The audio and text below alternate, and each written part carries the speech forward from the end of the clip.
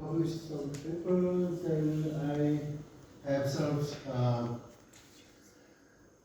as a government advisor to the government of Korea in the Ministry of Small and Medium-Sized Companies and the Ministry of Information and Communications Technology and Ministry of Procurement and the government of Metropolitan Seoul and some companies like public companies like the Seoul Metropolitan Railway Transit, which is running the 450 stations and railways, metro in Seoul, a huge company. And I provide my training and consulting to Korea Telecom and SK Telecom, Samsung Electronics and LG. These companies we have heard about, right? Right. Yeah. And some international companies like Microsoft and some microsystems. This is the University of Hanyang University. And a year ago, I delivered my keynote speech at government event on entrepreneurship and digital transformation. And last year, I met with Professor Muhammad Yunus. Have you heard about him? Yes. Some of you, right? He is the founder of Grameen Bank. Grameen Bank is known as the first microfinance banking system implemented in Bangladesh, and he helped a lot of the small startups and small people so that they can stand by themselves and start their own business, and some of them grew up because of his contribution to the economy of Bangladesh and his introduction of this new business model to the economy and showed the possibility of this microfinance banking system. He received the Nobel Prize Peace. He was invited, and I was, it was my honor to be invited in the same event in Thailand. That's how I met him there. So I took a chance to take a picture with him. And I made up an MBA program at Hanyang University, which is called Yes MBA, Young Entrepreneur Spirit MBA. And 90% of the students in this program are second generations of the founder of a company, so that they want to succeed the company and make a sustainable and long-lasting company, following the vision of their parents. And 10% of the students are the people who plan to make their own company. Like some of you. Some of you already made a company, and some of you plan to make your own company, right? And another MBA I established at Hanyang University is International MBA. I try to introduce the economic situation and management knowledge about Asia. Asia is big actually. So from the Middle East to India to Southeast Asia to China to Korea to Japan.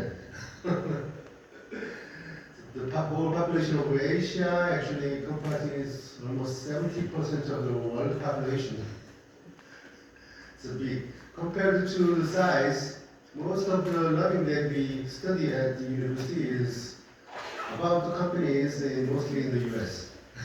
So we have to develop more cases, more study, more research, more learnings about ourselves in Asia, and then one day we will be able to teach Asian economy and Asian business to the professors and students in Europe and America.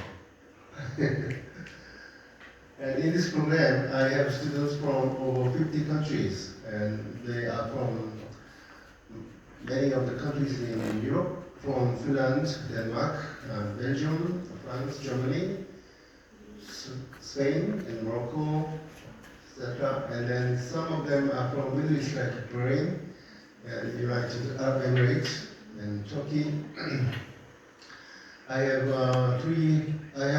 This year I have 3 students from India. All 3 students from India are girls. So Indian girls are changing. So they are becoming more and more aggressive in studying and working and become more professional, be more globalized and open-minded.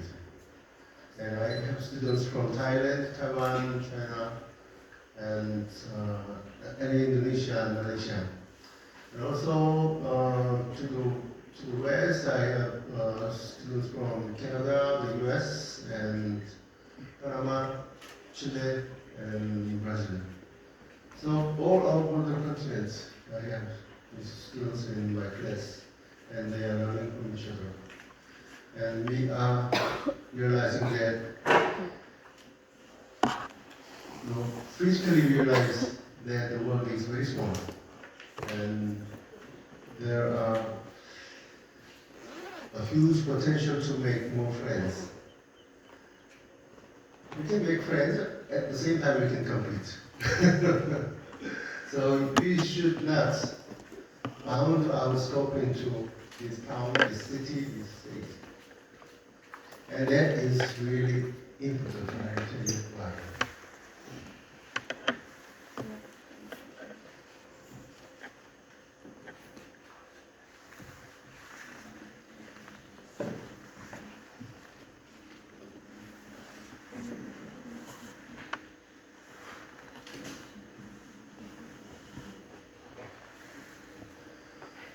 And this framework is a framework introduced by Hanyang University.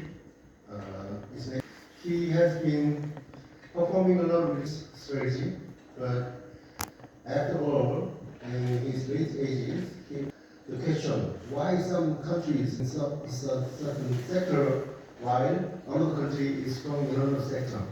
What determines the competitiveness and strength of a country?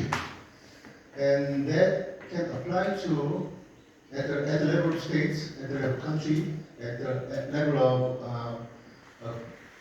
of federated states.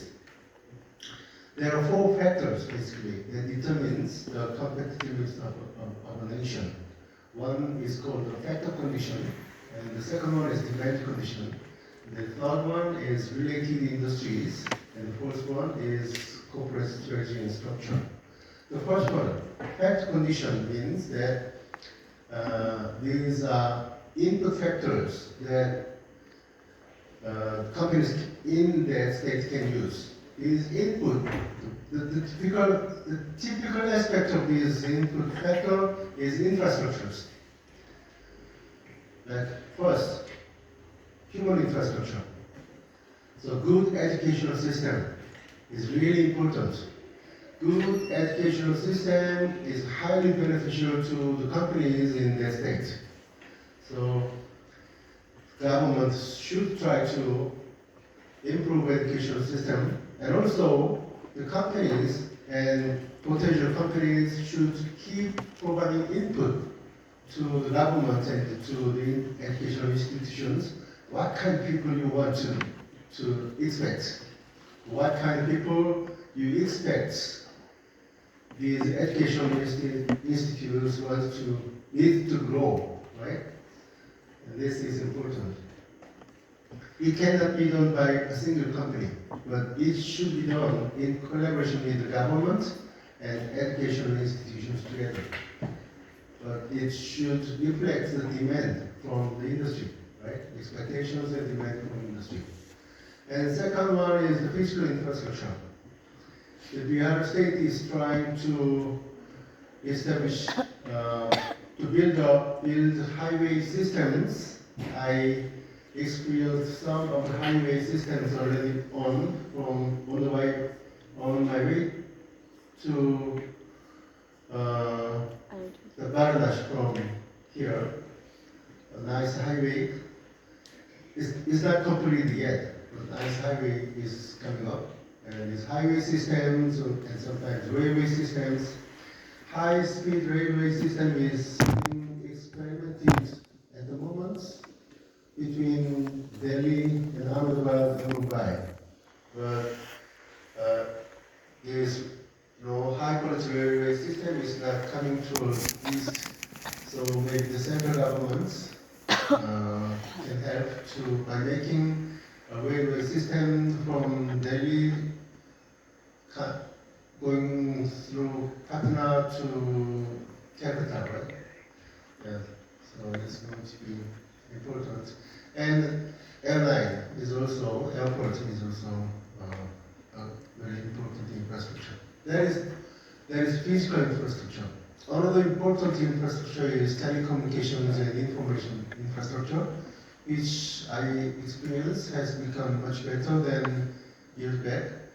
So now the speed is going up, and some areas in Patna I experienced 4G system communications, and some I saw 5G, and I find in Korea we are introducing 6G, but the difference between 5G and 6G is big, but many of the softwares and applications are not fully appreciating 6G yet, so 5G is sufficient. So, but 4G and 5G, there are some differences. You should be very patient when you only have 4G. So, this kind of telecommunications infrastructure. Telecommunications infrastructure is the quality is dependent on the number of users. But in Bihar,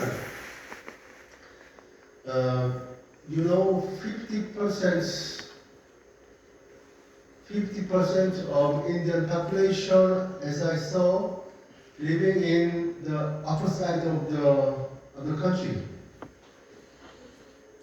For 1/3, geographically, 1/3 of the northern part of India and 50% of Indian population. I was surprised. That means we have a lot of people who wants to use telecommunications infrastructure. That means it is economically meaningful to improve telecommunications infrastructure. So once the government realize that, and then the government and telecommunications companies will be happy to invest. So it will come soon, I think. And another infrastructure is the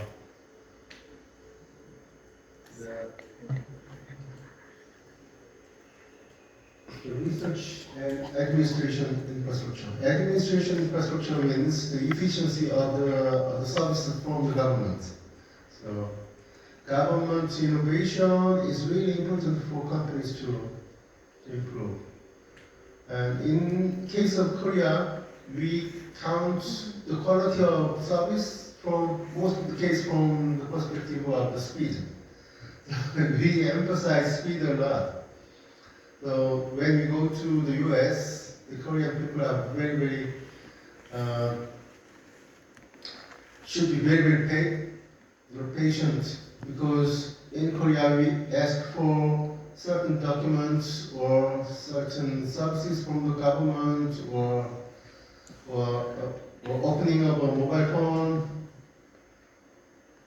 We expect that these services are supposed to be completed in 2 hours. So if you come in and use mobile phone in 2 hours, even at home if you want to a new phone, established 2 hours. Sir, what do you find administrative infrastructure here in comparison to Korea? How do you find administrative infrastructure here in Bihar or in India in comparison to Korea? I think the speed is much slow and a little bit more bureaucratic. Sir, so how long you are working in India or in Bihar? May I know? Working in Bihar or in India? How long? I don't know exactly, but Actually, I'm asking that since how long you are here in Bihar or in India? how long? आप कब से हो यहाँ पे? That's what I'm asking.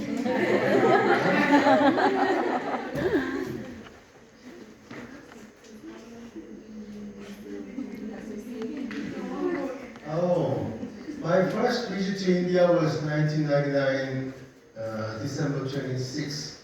Okay. That time I came to India to Ahmedabad to attend their conference, and then after a year I visited Ewha University at Ahmedabad, stayed there for a couple of months to teach students, and then after that I visited JKLU in Jaipur to hold my conference, and then I visited IIT Roorkee, and then 4 years ago I had another international conference in Cochin.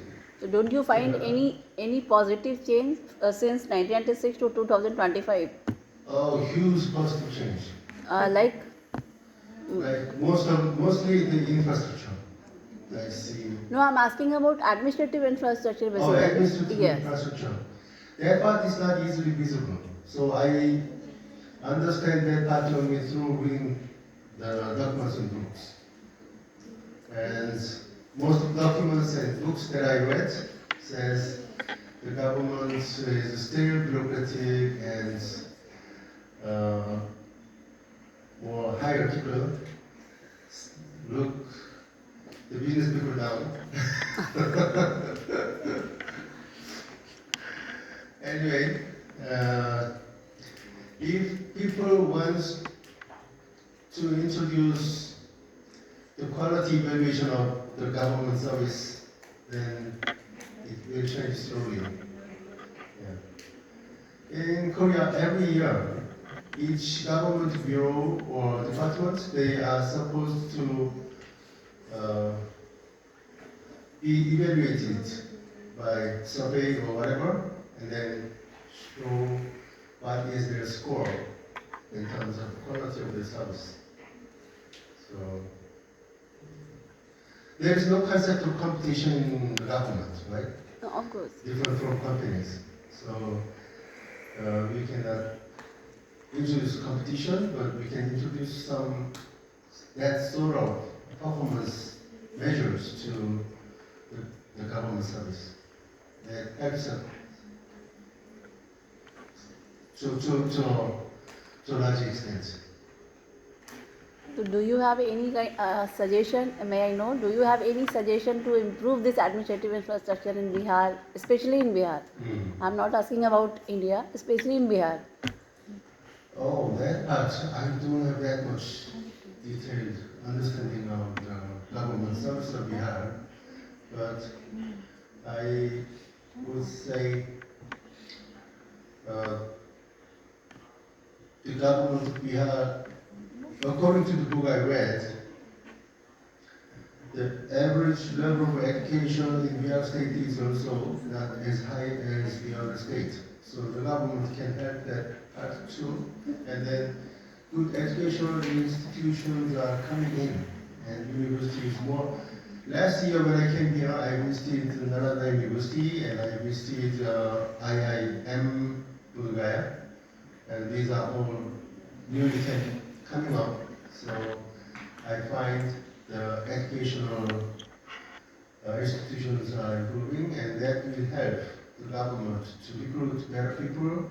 And it takes time. It takes time. We cannot be changing within 1 month, 2 months. Yeah. Many different dimensions of effort should be combined together to improve the quality of government services.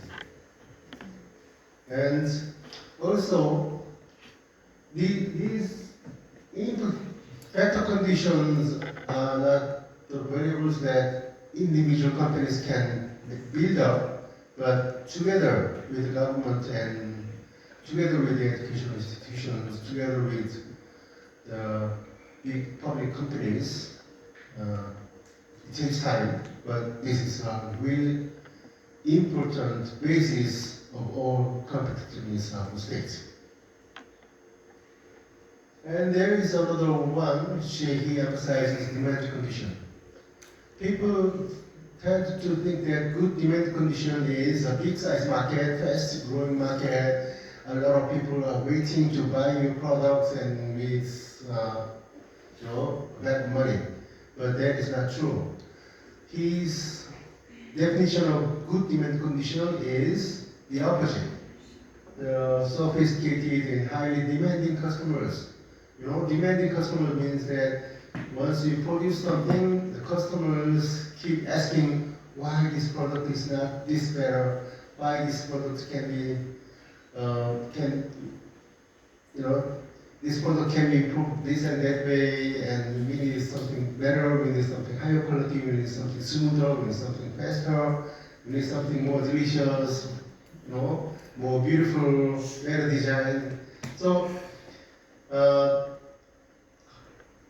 in Korea, housewives are very, very sophisticated and very demanding, and their daughters too. So if I follow my wife to the shopping center, I will spend like 15 minutes to finish all purchase, but my wife will spend 2 hours to check everything, compare everything. Everywhere, not in Korea, the problem, global problem. All over the world. Yes. Every husband is disappointed with that.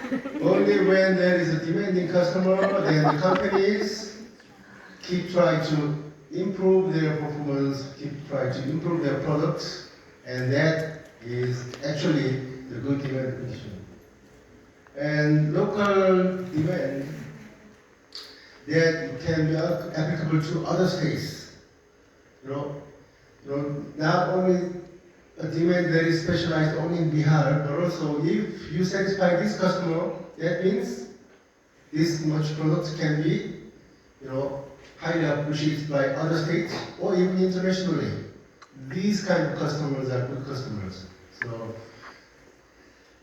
first, one thing I can tell you is that don't blame the sophisticated and demanding customers. Take them as your teachers, as your opportunity to improve your company and product. That is great condition. And then the company strategy. Many companies complain that, in my sector, in my industry, there are too much competition. Too much competition he says, is not always bad. Hollywood is competitive in film industry because in Hollywood there are too many companies. They are competing. If you survive in Hollywood, the film that survived in Hollywood is going to be the big hit all over the world. So that is the logic of Hollywood. So internal competition, boost up internal competition. You can learn from this competition. If you have good competitors, you will learn a lot from your enemy. Right? Many companies, they learn from their competitor. So if you have good competitors, appreciate it. Don't blame that this is too much competition. So that is what he said. And one thing is that if there's a lot of competition and the game is unfair, then it's not good, right? It's not a healthy competition at all. So there should be a lot of competition, and then the government and the citizen should watch if the competition is fair. Right. Yeah. If you are doing some corruption or bribery or taking some people away, etc., then it's not good. But if you try really hard and make a sound competition and fair competition, that is always good for the companies and also for the state. And the related state industry means that for any product in this complex world, there are related technologies, right? So if you produce furniture, then some related companies which produce nice paints and then nice lacquer should be there, right? Chemical companies should be there. some companies which produce rice, nice, good quality rich and parts should be around there. If you have this kind of cluster, then you will have many good quality furniture companies in that area. So the companies are not become one class alone in all of a sudden out of nothing. So good companies are coming out of a bunch of similar good companies and related industries. So we call it clusters of companies, good clusters of companies. If you form a good clusters of companies, then you can efficiently communicate with your suppliers. Sometimes, according to a research that performed at MIT, many of formerly, marketing people say that a lot of innovation ideas are coming from customers, but according to this research performed at MIT, more significant research is coming from your suppliers. Because suppliers know the details of their supporting technology, right? They know how to improve the quality of the wheel, quality of the wedge, quality of the component. So, if you have good suppliers and if you can communicate with them closely, then you will take chance of the making of better innovation. But in practice, many companies behave the other ways. Because supplier, you think, I am the buyer, right? You are a supplier. And if the supplier suggests something, then typical response is that I am the buyer. You follow my order. You follow what I say. Don't try to change what I ask. That is how they lose the opportunity of innovation.